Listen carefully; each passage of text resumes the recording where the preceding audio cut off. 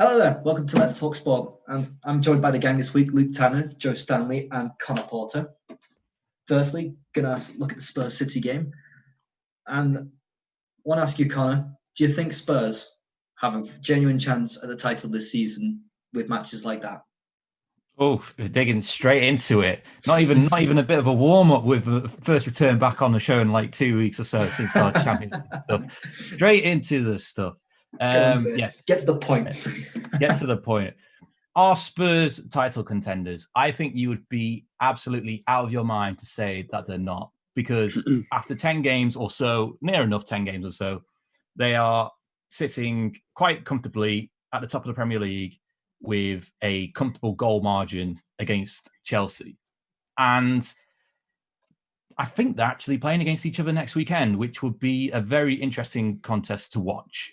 Because if Spurs win that game, I would say 100% they're going to be title contenders. But if Spurs lose that game, I think it might be a bit of a different story. I think I might go down to like probably about 60%. At the moment, I'm comfortably sitting around about 75, 80% that Spurs are title contenders. Watching the game, it was a masterclass Jose Mourinho performance, really. Sit back, low block, defend, hit on a counter-attack, and they took advantage of a City team that has been absolutely depleted from any sort of resemblance what Guardiola had during the back-to-back Premier League title campaigns where they won back-to-back titles.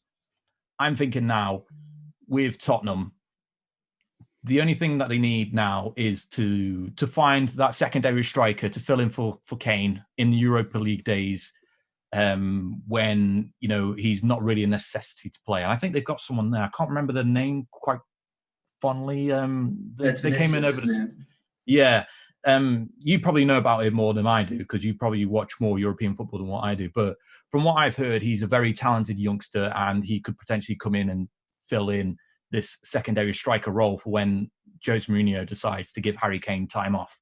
I think once they've established that and Kane's given more time off, we'll see a much more competitive Tottenham in terms of attack rather than relying on the counter-attack to do their business.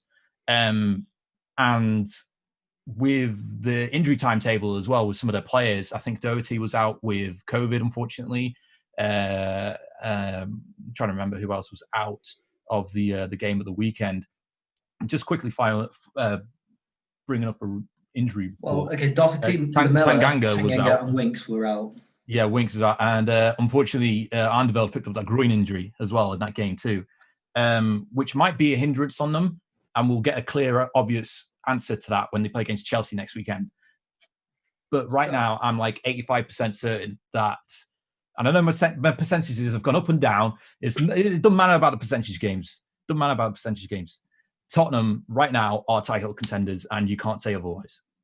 So, yeah, I was impressed with Tottenham, but Luke, City, I mean, what happened?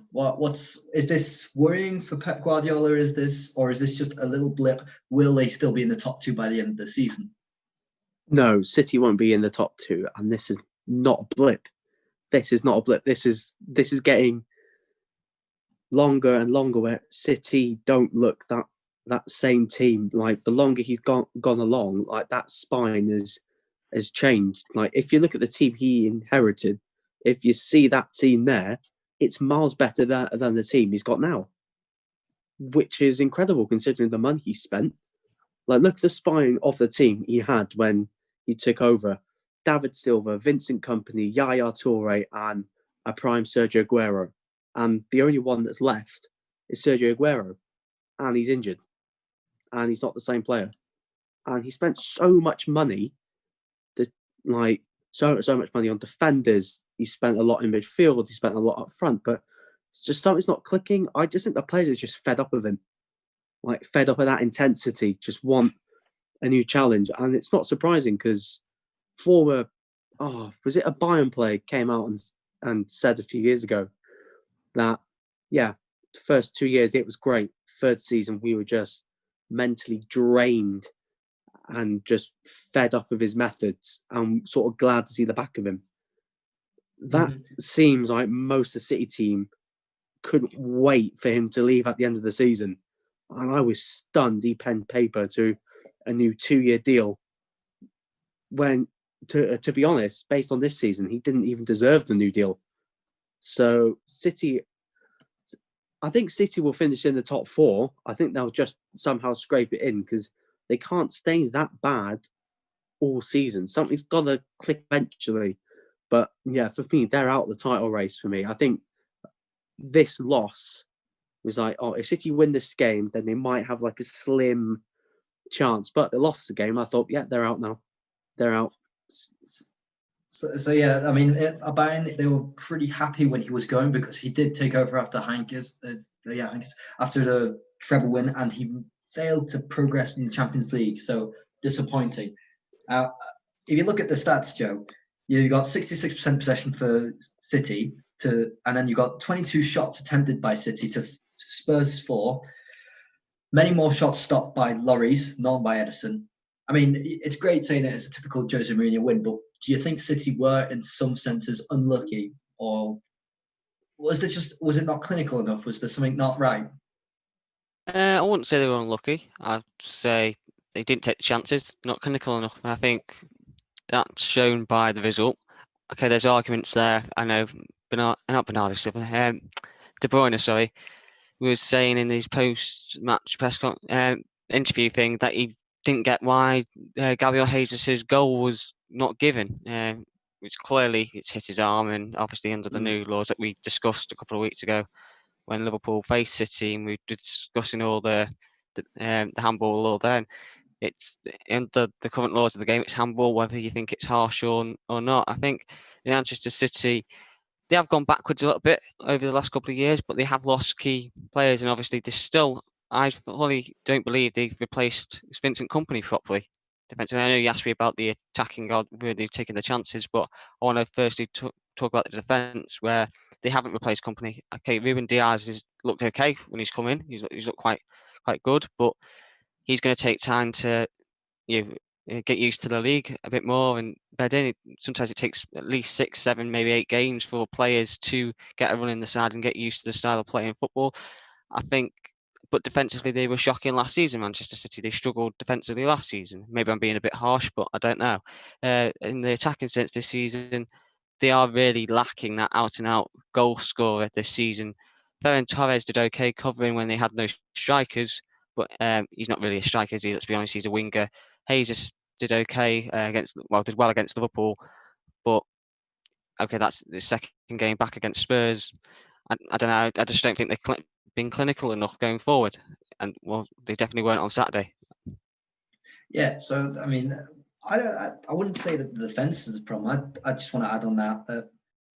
I mean, it's clearly a problem that they're conceding just a few more chances than they would under the old, say a few years ago under Pep Guardiola. But now they've got nothing up front. Who's their top scorer in the league? It's currently Raheem Sterling with 2 goals and Foden and Jesus. 2 goals. Two goals. That's, I mean, Goals. Son and Kane have got more individually. And they haven't got a player who's clinical enough. Even if you look at their expected goals, and I give myself this permission, considering that Jamie Davis, who doesn't like expected goals, is not here. Kevin De Bruyne is the one who has the highest expected goals with 2.8.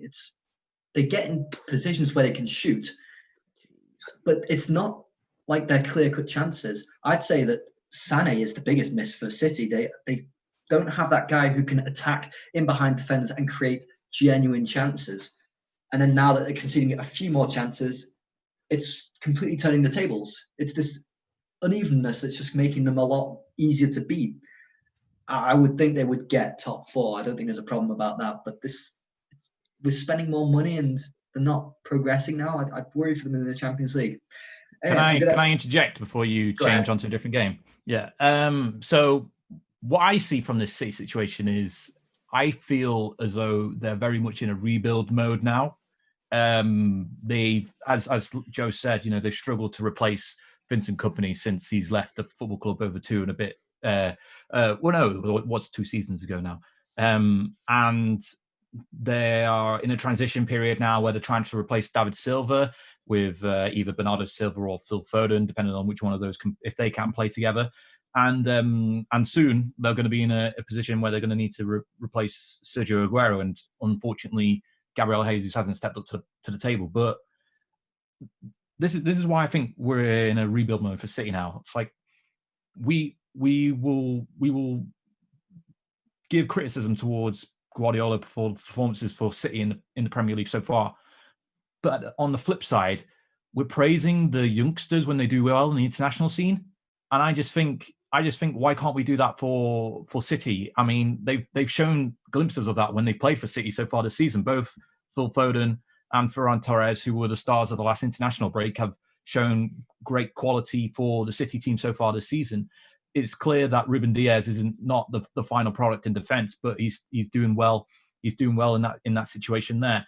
Nathan Ake, we've given praises to him for numerous years when he was at Bournemouth, and he's come into the City team. He's done well. Unfortunately, he's been injured and he's unable to continue on. But that's another sign that City are bringing in players, youngster players, to build for the future. And I think they just need to find that youngster striker, that youngster that's going to be that prolific goal scorer for moving forward. And I think once they find that, sorry, Haaland, yeah, I just got a feeling. Once they find someone like him, might not be directly him because they might find it difficult to sign him. But once they find someone like him and bring him into the fold, I think we'll see a much different City team than what we do right now. And I just think that they just need to a season or two of seasoning, or really of what's the term in cooking when you put something in the oven just to go on a bit longer, let it keep roast it warm, a bit. yeah. Keep it warm, I think you just need to put the City team in the oven for a season, I think. And I think this time next year will be a different scenario. But I agree with Luke. I don't see City as title challengers anymore. I would go one step further and maybe say that they might struggle to finish in the top four, but at the same time, this season to me feels very similar to the one that we had when Leicester City won the title. A lot of teams are in their rebuilding mode, and there's very few out and right title challenges earlier on in the season. You could say Liverpool and Tottenham are definitely in that picture, but other than that, I really can't see anyone. Chelsea have still got issues, and they've recently gone into a good run of form. Leicester just demonstrated against Liverpool this past weekend. I'm sure we'll get onto that game soon as to why they're not title challengers. And then the rest of the teams down are not really title challengers, unfortunately. Other than those two, it's like, it's pretty much almost a two-horse race in the Premier League already. And I don't think City are in that picture. Yeah, so next matches for Tottenham in the league are Chelsea, Arsenal, they've got Crystal Palace, then they've got Liverpool and Leicester. So 5 decisive matches if they want to show themselves to be title contenders. And I'm just going to add a little last note. The way City are scoring right now, if we project it, they should score about 47 goals by the end of the season, which is way below their 100 goals. And I think once Aguero comes back into the team, once he's off the bench and he's in the starting 11, I think we'll see. We've been saying that for over a year now, and it just keeps coming around, and he's not performing when he is on the pitch, but he's not fit. So it's unfortunate, but it's not optimistic. I think they won't get in the top 4. I think they'll just miss out. If they win their game in hand, which is against Aston Villa, they'll be outside the top 4 by a point, I think. Yeah, around about that. Yes, but so it's not a far off the realm possibility. Yeah, given. We'll agree to disagree. Given, yes. It's a fair point. So, moving on. So, Liverpool beat Leicester 3-0 at home. Liverpool with this injury crisis. We've touched on it. I'll let the Liverpool fans take this one. I will give the torch to the Liverpool fans. So, Joe, how impressed with Liverpool were you? Oh, it's very interesting, the injuries that we've had. Obviously, discussed that in the videos last week. Check that out if you haven't already, if you're watching the videos. But yeah, I was very impressed seeing that there was a lot made about the injury problems. Okay, Leicester had problems themselves as well. Let's not, ignore that, and that they've had injury problems as well. But considering everyone was making a big deal about, although we've got, the centre-back issues, and then we've got no right back, or blah, and injuries in midfield. Yes, picked up another one yesterday with Naby Keita. There's a surprise. But, sorry, it's a bit harsh on Naby, but to be honest, I'm fed up of, we've had him 3-4 years now, and he's always injured.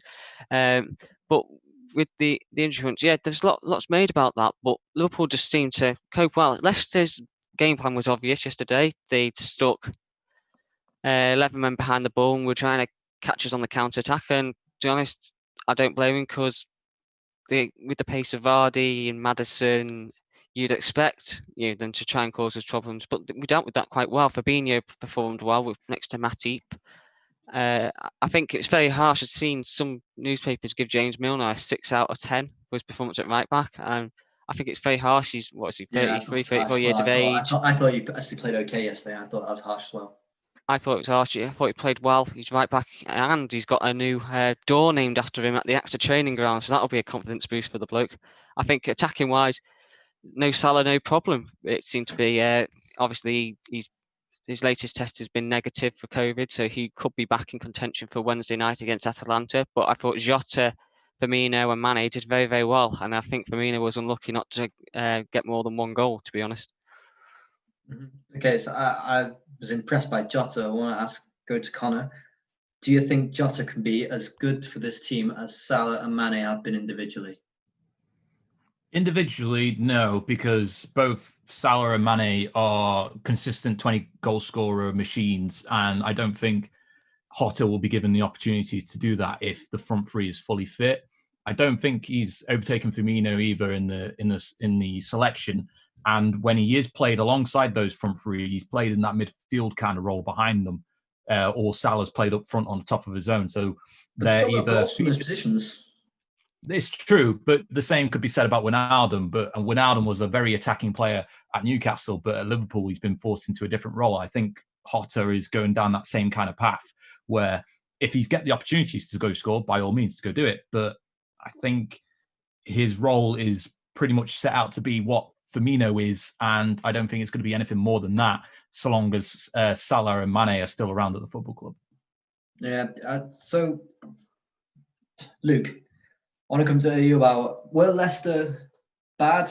Or because I thought Leicester were particularly bad. Do you think this was just Liverpool being too good, or do you think this was Leicester being particularly awful?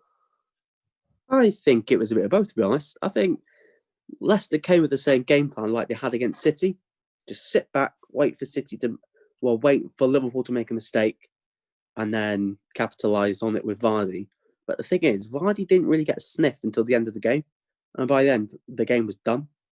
And Rodgers didn't really change it to make the most of Liverpool's back four, like the makeshift back four it was.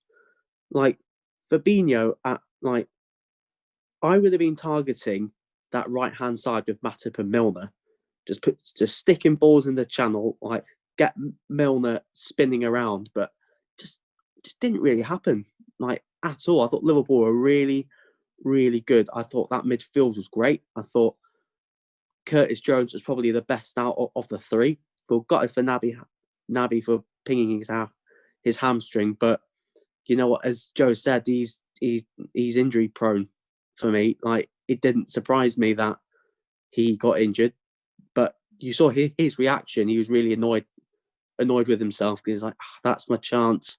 And then if you see Klopp's reaction to him getting injured, like that sums up every Liverpool fan. Klopp's reaction to Naby Keita getting injured. So yeah, I thought Liverpool were just too good for Leicester, too good, and people disrespecting this team.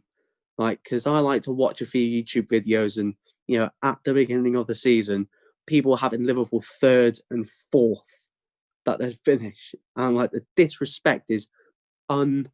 It's not disrespectful making a prediction. It's not the point. It's not for the reigning champions to finish fourth. It's not. I mean, and it's nowhere not near the title. It's not disrespectful. Predictions are not that. That's not how it works. I wouldn't agree with you. If they said they were going to be relegated, fine, we could say that it's a bit disrespectful. Yeah, some fans were saying that Liverpool won't finish outside the top four. Like, won't finish in the top four, and that is disrespectful. No, come on, Luke. Team. Come on, Luke. Stop taking it too personal. Can I add to this this Leicester situation? The way that they played against Liverpool was never going to result in a win, let alone a draw.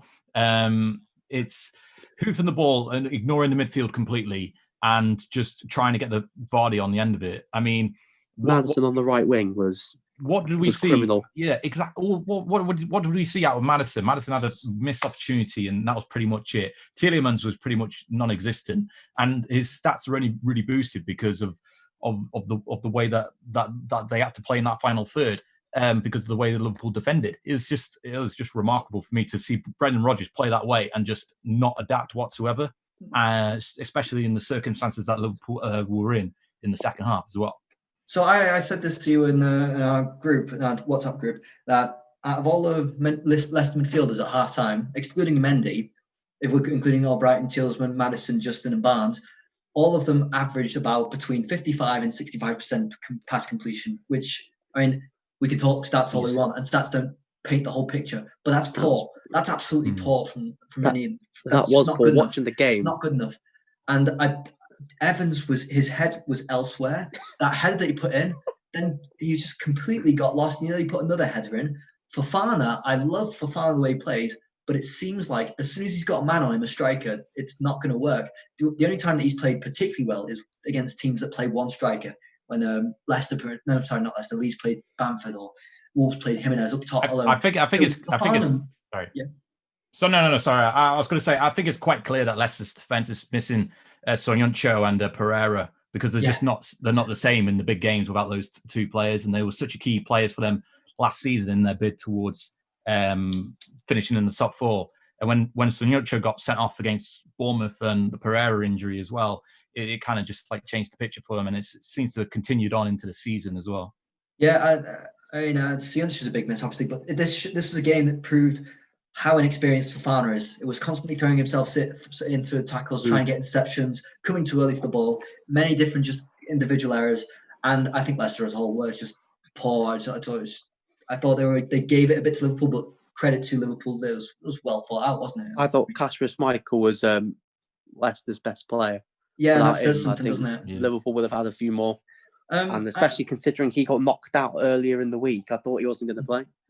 So, one more little thing. Was that a handball for Gomez? Not Gomez, sorry, Matip. Should that have been given? In the letter of the law, yes, because if you watch it in slow motion, he's motioning his hand towards the ball. So for me, that is a penalty, yeah. You guys agree? Yeah, I agree with Luke, yeah. Yeah, we're all four on this one. I completely agree with that. I was stunned that wasn't given. Well, I saw it, I thought, yeah, they're trying to be less lenient. So but that's VAR for you. They're trying to be more lenient. Yeah, it's a bit inconsistent. Okay. And moving on, going to talk about Leeds 0 and Arsenal 0. I've got to come to one person first, which is when we talk about Arsenal. How bad were Arsenal, Luke? The banter club. And now let's make this clear. We've given Arteta enough stick. We don't need to dig into him too much this time. Just your honest opinion. No, the banter club. They are no longer when we talk about the top six, the big six. Yeah, Arsenal, get out, because you're not in the big six anymore. You're not in the big six. So some of these performances abysmal. When the team came out, I thought, wow, Arteta's listened to the fans here. He ditched the three at the back. He's got Aubameyang through the middle. He's playing Willock in the number 10. And I was expecting a good game. I was expecting a game with loads of goals, loads of chances, considering how ropey Leeds' defence has been, and considering Leeds have been on the end of quite a few hidings so far this season. But, geez, Arsenal were poor. Arsenal were really, really poor. Aubameyang was non-existent. Ever since he signed that deal, he has been useless. You might as well not have played. He scored 2 goals all season. His non-penalty XG is abysmal. It's not even 0.01. It's that bad. And I thought, oh, geez, that game was so bad. Leeds should have scored. It's not 0.000. But it's not good. bad. It's not good. Yeah. He's on pen XG's bad, and considering that he's on nearly 400 grand a week, let's say I think he's on 375 a week. That is poor. I feel like he's got his big deal, and he's gone. Yep, I'm happy now. Mm-hmm. Oh, it's so bad. If Leeds had if they had their shooting boots on, this is a battering, and Arteta's not in the job. Mm-hmm. I want you watch. Considering you watch a bit of Championship, you must have watched a bit of Leeds last season, Connor. I was a bit scared when I saw this match. When I was thinking, is this the Bamford of the Championship era of being wasteful with chances, or is this just? I mean, or am I being a bit too critical there? I think you're being a bit too critical because Bamford, I think, overall has been absolutely outstanding since the jump to the Premier League. I'll agree to that. Absolutely, yeah. He's been outstanding in the league. I'm just saying that matches like that, it worried me that he'd go back into that form. That's what I was trying to get at. But yeah, go ahead, yeah. Well, that's one of the reasons why Leeds signed Rodrigo on a big money deal over the summer, because of that very reason, that they were worried about Bamford slipping back into the form that he had in a lot of seasons in the Championship, whether that be I wouldn't say with Nottingham Forest because he hardly played for us in there, but when he played out on loan, when he was at Chelsea, he played out on loan at a number of Championship clubs and he underperformed, which resulted in Chelsea letting him go. But at Leeds, in recent times, he's been great. I think this was just a bit of a one-off appearance for him. And overall, Leeds have been great since their promotion to the Premier League, in part because they've done something that not a lot of Championship clubs are willing to do, which is spend big money in the window in their first season in the league itself in order to stay in the Premier League in a pandemic era. You know, you look at West Brom; they haven't done the same. They brought in a lot of players on loan that they had. They signed a lot of players that they had on loan last season in Pereira and Diagana, and the same can go for Fulham as well. And it's clearly showing. Fulham spent a bit of money in the window, didn't they? Not in this past window. It's been very different for them in this past window because of those circumstances that they had last time when they were in the Premier League. But and this time, a cliche of spending money when they come up. So I mean, it's yeah, it's I lost my train of thought a bit there, but yeah, the situation is basically, I think you can't take too much away from Leeds in this situation here because they performed against an Arsenal team that was expected to do much better than what it did, and I think we have to give Leeds a lot of praise for the way that they played against Arsenal. On the flip side, for Arsenal, it was very clear for me that they were missing Thomas Partey. Thomas Partey didn't play in this game against Leeds, and I think he's been great for Arsenal since signing in the summer. And it's clear to me that if he's not in the midfield for Arsenal, their defence really does struggle a little bit when it comes to possessional play from out of the back four. And I think they relied a lot on Ceballos, I think his name is. Ceballos, yeah. They relied a lot on him to get going, and it's a bit worrying that there's nothing in the final third to really make amends of the opportunities that Arsenal have going forward. No creativity at all. There's no creativity at all. Like Pepe got his chance and got sent off. Yeah, I was going to come to that. Your thoughts on the Arsenal fans that? Well deserved. Well deserved. Yeah. He was getting pissed off at Ali Oski all game, and the second year, not even go for a proper headbutt, motion heads towards the defender, and they go down. It's a red card. It's violent conduct, and for him, who's been playing well in the Europa League, has probably been chomping at the bit to start. Arteta's like, all right, show me why you deserve to be in this team. And then he gets sent off. Yeah. And like he's turning into one of the biggest flops in Premier League history. Just like the money attached to him and the expectations of him. He's joining Alexis Sanchez and Paul Pogba in the biggest flops in the Premier League era. Because for £72 million, you're expecting more than 54 appearances and 11 goals. Yeah. And so I'm going to come to you, Joe. Is this a big dent in Arsenal's top six attempt? Is it? I mean, can Arsenal fans be ever so optimistic or not at all? Well, when you said title hopes, then I was thinking, what you've been drinking? Slip of the tongue, like a slip of a Fulham penalty. Wow. Yeah, it's a massive debt, isn't it? Let's be honest. Arsenal have not been good enough this season. They weren't particularly great last season, let's be honest, but they managed to sneak some results towards the latter part of the season after to come back from lockdown to get the top 6 place, and obviously the FA Cup win paved over the cracks a little bit. I think the season, based on current form and performances, I don't think Arsenal will get top 6. I'm going to They'll put be it out lucky to there. finish top 10. They'll be lucky to finish top 10. That- Yeah, I was Something about like to say, these. why are we giving this so much coverage? It's a mid-table clash. Yeah, I'm Yeah. just going to Talking have a quick rubbish to look avoid here. them. That they're currently 11th on 13 points. Yeah, they're 11th. I mean, With does a anyone know minus how one many? goal difference. It's just Does not anyone good know enough. where they were at this time last season under Emery? Do you know I where they think were in the table? weren't they 8th or higher? They were 5th, 5th. and they'd Don't rate scored. like Arteta, mate. That FA Cup is like putting a plaster on a bloody axe wound. Yeah. Like the But- hype of beating City and Liverpool at the back end of last season, Well, they're ahead of beating City. a They're ahead of declining City and City Wolves. team, and then beating a Liverpool team that was on the was on the beach at the end of last season, and the hype of beating Liverpool out on the penalty shootout. Like, if you think about it, the big games so far Arsenal have played, they have lost and they've flopped. Apart from the Old Trafford result, which is a big result for Arsenal because they've not won there in like 15 years. Apart from that, but they've been bold. They are a mid-table team now, and I feel like some fans have just got to, suck it up, admit it. You're not challenging for top 4. You're not getting in top 6. Think about trying to get into the top 10. Because so far, you're not getting top 10. Yeah, so I'm going to come on to. I'm just going to say that Arsenal haven't scored a goal from open play since the 4th of October in the Premier League, and that was from Nicolas Pepe. So you could say that Arsenal have had more foul throw-ins this season. This season than they have had goals in November. But anyway, I'm going to come on to the point of it leads the way they play. I mean, if you look at their stats on tackling, they outperform every other team by a long way, and Arsenal are near the bottom of that table.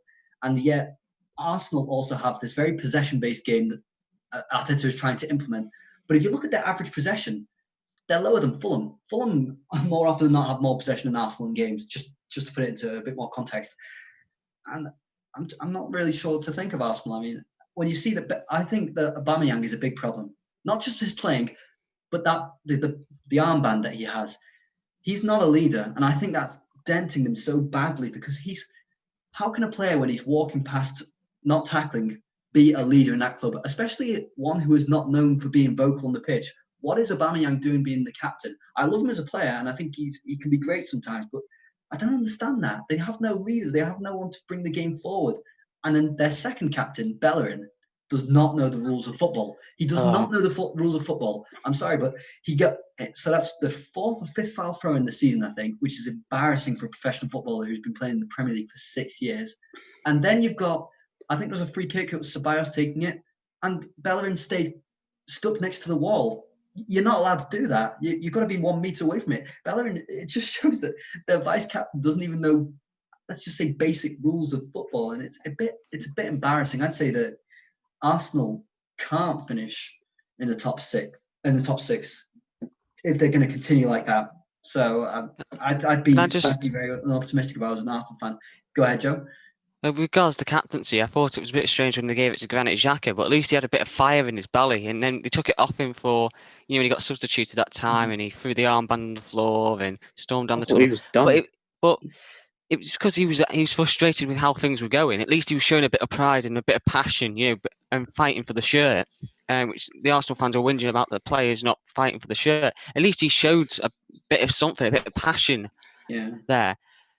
And I don't know, they just seem to lack that with Aubameyang and stuff. I think he's literally just got the captaincy because he's was the best player at the football club, and because he's the poster boy. I think that's the only reason. It's a bit like Harry Kane having the captaincy for England because he's the poster boy. I know that's something you might disagree with that, but I'd go to disagree with you there. But because I don't think Harry Kane should be England captain, but that's another point and another video for another time. But I think Aubameyang's it's a literally culture problem because of it. It's a culture problem at Arsenal about the captaincy. I swear Bellerin came out when Sanchez was still at Arsenal. This is the 4th time you're going to say it on this show. Yeah, well, I don't care because it's true. It's like, like his winning attitude. It's a bit annoying, and I'm like, what? You're a professional, and like you don't like someone's winning attitude, go and stick to your fashion, because football's not for you if you can't got that mentality. Let me just bring it back to the football before we go too deep into personal antics and things like this. I just want to remind everyone about this Leeds United team. I was about to say we've got to give Leeds a bit of love, haven't we? Surely, and we have to give them a bit of credit, really, as to how this Leeds team has played this season. I know they've had difficult losses, against Crystal Palace, and it's been sometimes a bit annoying to watch them at times, because we saw them how well they played against Liverpool, and then suddenly they go and do a loss like they did against Crystal Palace. But I think we have to remind ourselves that this Leeds team is playing extremely well football for a recently promoted team in the Premier League. We've had these ideas in recent seasons of the likes of Sheffield United and Wolves, of these teams coming up from the Championship and suddenly becoming European names in the Premier League. It's a reminder sometimes that the gap between the Championship and the Premier League can be a bit vast, but Leeds have covered that ground greatly with some of the signings that they've made in the summer. What's their name? Rafinha. He's just from Rennes, who started yesterday the first time. He struggled to make his way into the team, but he played well in the game against Arsenal yesterday. And I thought he did great there. And I think overall, it's a great example as to why Marcelo Bielsa is a well-respected coach from around the world, because although this Leeds team isn't exactly the finished article, and it's nowhere near the finished article, or is taking everything by storm in the Premier League, there's signs of it in this team, and I think we have to give a bit more credit to Leeds rather than completely lambasting Arsenal for the performance, which, in my opinion, Arsenal didn't play too badly. The only thing that they're lacking really is the final product in that final third, and we're right to give Aubameyang a bit of criticism for that.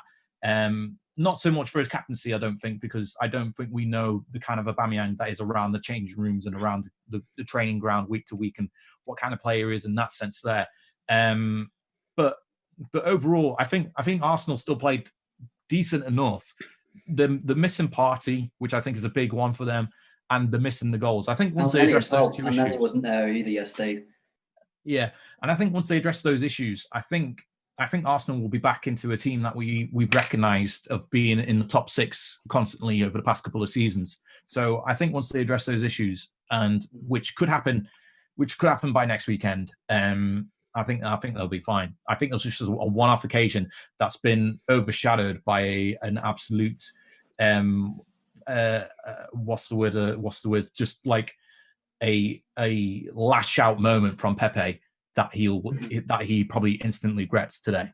Yeah, I'm just going to briefly sum this up. But Leeds do deserve, a lot of credit, because I mean, if you look at the tackles won, I think it's 138. Second in the league is 108.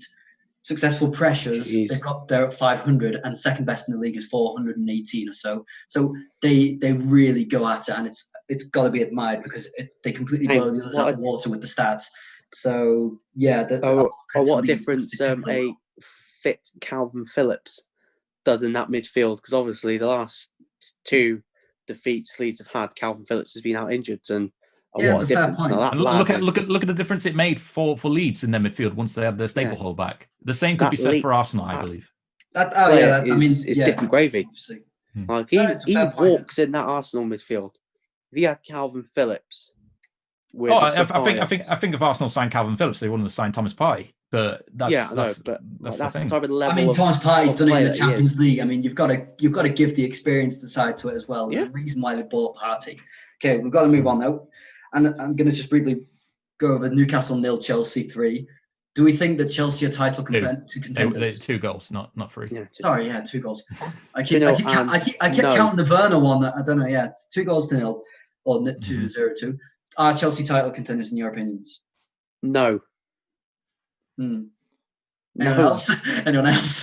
I'd like to see in a couple of games' time. Yeah, I thought Luke was going to expand. I didn't know if he wanted us to expand. No. Chelsea aren't title contenders for me. I feel like that defence, though, I'm still worried about that defence for Chelsea. I know they bought Thiago Silva, and I know they bought Mendy, But if and I know Thiago Silva was missing for the game and they cut the clean sheet, but come on, Newcastle offered nothing going forward. They were blunt up front. I think Mendy had one save to make, and that was it. It wasn't like he was tested throughout the game. I just feel like that. I don't know if Thiago Silva gets injured, because he's going to get injured at some point this season. There's no way he's playing every minute of every single Premier League game left. But without him or Mendy, they are not challenging for that title. And Lampard still hasn't found his best team yet. I don't feel like the team we saw against Newcastle is his team he wants to play. I do feel like Kai Havertz is going to... I feel like his team will have a midfield three of Mount, Kante, Havertz. And then when Pulisic gets fully fit, it's going to be Pulisic, Werner and Ziyech. And that may click in time for them to push up the table.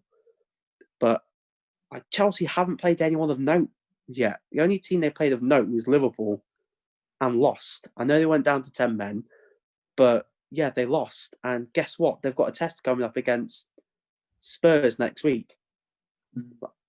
And I know, when people talk about Spurs, Spurs haven't really played anyone. Let's wait till they played City. Oh yeah, beat City. And now Chelsea have got a chance to go and beat Spurs and prove that they're title contenders. And I just don't think they will. I don't rate Lampard as a manager, and I don't think I know he won titles as a player, but he's never won titles as a manager. And I don't know whether or not he's going to have what it takes to... He's been there one season. Yeah, he's not been there. Titles. I mean, I don't rate him. That's fine. That's fine. But the titles one. I mean, Roman he's been there one season. He's not had Roman too does many not chances give you. Roman does not give you £250 he million doesn't. not to go in and challenge for the league. And I think Lampard still gets a free pass this year. They are 2 points off. Yeah, I know. And plus, I mean, you talk about Mendy or Thiago Silva not being there. If Laporte and Ederson aren't there, City are not title contenders. Even so, it's a bit harsh to say that, isn't it? Liverpool are still title contenders, and they've got half the team. Okay. We're talking about one of the best teams the Premier League's ever seen. So, I mean, a bit of hindsight, but still, in the last 7 matches, 6 clean sheets. I mean, yeah, it's a bit wild. Yeah, and look who they've played. No one. Yeah, but still. I mean, they've conceded less goals than Liverpool this season. They've conceded 6 less. Yeah, Liverpool got battering. Yeah, of course. Okay. I just think it was a bit of a stretch saying that he's not won anything. Anyway. Okay. So, Luke, are you saying once Chelsea play against Aston Villa, we'll know if they're title contenders, given by how many goals they concede? Is that what you're trying to say, Luke? No. I don't know. I think you're criticising the defence too much. I think Reece James has been brilliant. I think Chilwell's been great since his signing. I think Rudiger's proven the critics wrong. And I think Zuma's still got a bit of room to growth, but there's clear and obvious signs. And then the big one, the goalkeeper as well. He's been absolutely brilliant, Mendy, in between sticks for him. Yeah. I feel uneasy come on, when I see anything's Rudiger an upgrade. I feel so uneasy when I see Rudiger play. Even Saturday, if he didn't concede a goal, he's just he's a bit of a maverick in defence, and he was out. I understand, and Chelsea understand that as well, and that's why they wanted to try and sell him in the summer. But it's clear now that they wanted to keep Spurs. him. I think he was going to go off to Spurs, and then Roman was like, "It's not for Spurs." Mm-hmm. To throw in as well, because I want to chime in on this front three that Luke proposed. I think Tammy Abraham's playing his way into that front three now as well, and we're going to have to question as to whether or not Chelsea are more comfortable playing Timo Werner down the middle, or are they more comfortable with fewer goals? He's been better out wide, hasn't he? He's been much better wide on the left. He's been much better, and he just felt a bit running. He was running into brick walls when he was playing it down the middle. I think he's had 11 goal contributions in 10 games or something like that. Absolutely. Maybe. I think it's 11 and 12. I think. Yeah, but he is fantastic, and I was sure that even before he started a game for Chelsea, this would be a good signing. Not proven the money yet, but I'm certain he'll be a good signing at Chelsea. Yeah. But anyway, moving on. Werner, yeah, I'm certain of it. Manchester United versus West Brom, 1-0, their first home win of the season from a penalty from Fernandes. Okay, Joe, what did you think of the penalty that Fernandes conceded and the one that he eventually scored or didn't score first time round. What's your opinion on these penalty decisions in this match? I think David Coote was Man United's man of the match, to be honest. Absolutely. I knew that was going. You know my opinion of David Coote. He's absolutely abhorrent referee. And if the rumours are true, you know, I've seen his LinkedIn page with it plastered with old chapping and stuff. He shouldn't be doing Man United games. That's the rules. But that's a photoshopped image, mate. Don't believe that. Yeah, That's a come on, it photoshopped must be. It has either to be, way, doesn't it? Yeah. if there is links to certain football clubs, you shouldn't be refereeing. That's the laws that I know are true. But then you have anyway, to trust you have to trust away a from the professional film. to be perfectly objective on the day, and Yeah. I trust that if a referee does get up to that standard of the Premier League, they might not be good in the end, but I trust them to be 100% professional and not show any sort of bias. That's, I think, on the matter. Well, Yeah. it's one of those that, as a referee, you know that as someone that's refereed themselves, you know that there might not be that from certain individuals. I will put my hands up and say I was 100% not biased as a referee, but there was people that I know that were. But let's not get into that. That's apples and oranges and all that. In terms of the penalty decisions, I think West Brom should have had a penalty. The ball wasn't won, and it was a foul. And for it to be overturned is a ridiculous decision. But like I said the other week, every time a referee's gone to a monitor in the Premier League, they've never stuck with their decision. So. But then you said to me Saturday that the Villa one from Solly March on Trezeguet wasn't a penalty. It's a similar situation to the Fernandes one, where he swings at the ball, minimal contact, but then does follow through and takes the man. So what's the difference between the Solly March one and the Bruno Fernandes one? For me, it didn't look like Fernandes got the ball, but I'll have to rewatch it again, see. But for me, it didn't look like Fernandes got the ball. But with the Solly March one, there was clear contact on the ball, and then Trezeguet and him have come together. You know, there's been the bit of contact like that. It's not enough for a penalty on that one. But and with regards to the Fernandes penalty, fantastic save by Johnston first time round, but obviously off his line. You know the rules. The rules. I do think it's stupid that goalkeeper's got to stay both feet on the line at all times. I think that's ridiculous, but. It's the way that football's become. We've become very nitpicky with the rules. Retaken and Fernandes scores, obviously, the second time around. I think his penalty, I saw Sam Johnston on Twitter make a comment about something about he shouldn't be allowed to do the little hop, skip and jump before the penalty. Mm-hmm. I don't know what you all think about that, but I just kind of agree with him. It's a little bit annoying, but I suppose that's nitpicking again. I think it was not a very good performance for Manchester United. It wasn't vintage, and it's not me being a Liverpool fan and kicking the boot into United. It's just I don't think that they performed very well in the Antwerp couple of games. But the thing is, they managed to get the 3 points, and that's all that matters to them at the end of the day. That's all I'm going to say on that. I've heard if the way to analyze penalties now is to decide if this person was holding a pint or a baby, would they still fall over if they were pushed or contacted in that same way? And if the answer is yes, then it's obviously clear penalty. But the answer is no, then yeah, it's not a penalty. So I question some of the penalties that were made over the weekend and some of them that weren't. And overall, so give you a run through of the penalties that you think were and weren't. Well, I'm confident that Gallagher should have been given penalty, and I'm not too sure about the Villa and United ones, but I understand how subjective a penalty call now, which should be objective, has become these days because of VAR. Which brings me into my next point: I think there needs to be a serious overhaul of the way that we manage VAR in this country, because in other countries, I'm sure you would know, Seb, being on the mainland Europe. You see a lot of different European football, and one of the things that you probably have noticed is that VAR works quite well in those countries too. There's still complaints, but there's a bit more of clarity in what's given or not. So yeah. I mean, us Brits are typically, how do I say it, just downbeat on a lot of things. It's not a criticism. I am the same myself, but it's just our mentality towards everything not being correct or the way we want it. And I know it's been an ongoing argument since VAR was, since like the first month or so after VAR was introduced into the Premier League. But I think it's clear and evident now that we need a serious overhaul of the system, and we need to bring in new people to manage it, because the people that are managing it right now simply aren't good enough. And, maybe we need to throw all the money at the wall and get Howard Webb into the situation, because from my recollection of myself being a Premier League fan, he was one of the best referees that this Premier League has ever had since its inception. So bring in Howard Webb, pay him a ton of money just to get him to manage the system and to make sure that these referees are up to scratch when it comes to establishing it next season. Well, it Because I think reminds me that's when you say Howard go Webb, forward. that we also lost Martin Atkinson to Saudi Arabia. So No, Mark Yeah, Cutler. no, Mark Clattenburg, sorry.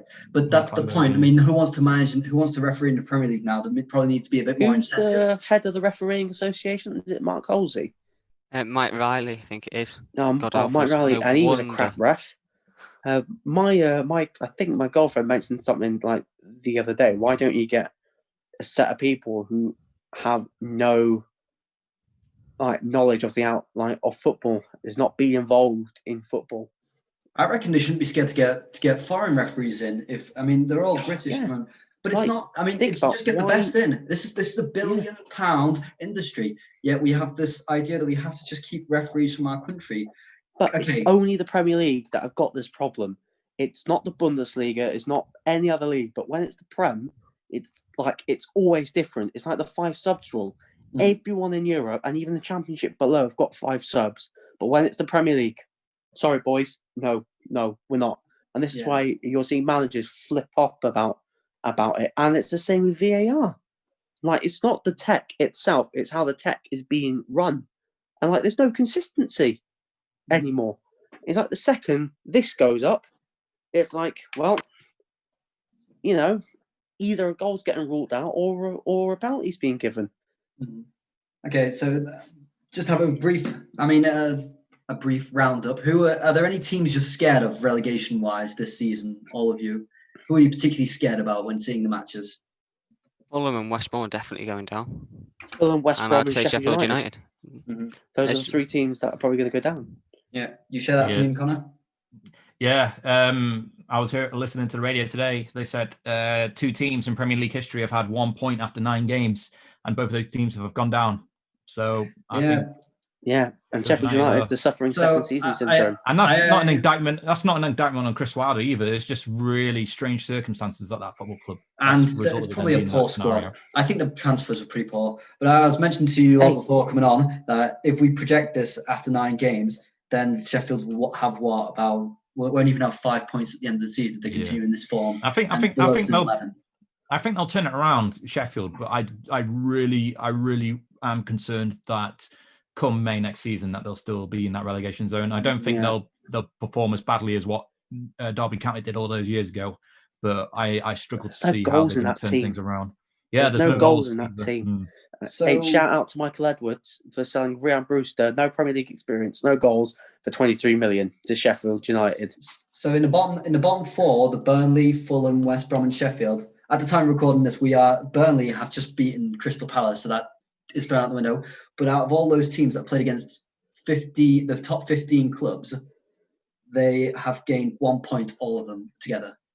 Well, Burnley still have a game in hand as well, I believe. Yes, they have a game in hand.